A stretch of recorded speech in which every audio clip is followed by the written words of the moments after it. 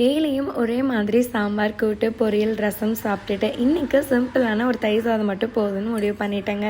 பார்த்தா சைடிஷ்க்கு 6 பச்சை மிளகா இருந்தது. சட்டுன்னு கட் பண்ணிவிட்டு இதை வச்சு ஒரு பச்சை மிளகா மந்தி ஒன்று பண்ணலான்னு தோணுச்சு. எங்கே ஆச்சு, நான் சின்ன வயசில் இருக்கும் போது தயிர் சாதத்துக்கு இந்த பச்சை மிளகா மந்தி தான் செஞ்சு கொடுப்பாங்க. பெஸ்ட் காம்பினேஷன் எவர்னே சொல்லலாம். புளிப்பும் காரமுமா அவ்வளோ நல்லா இருக்குங்க.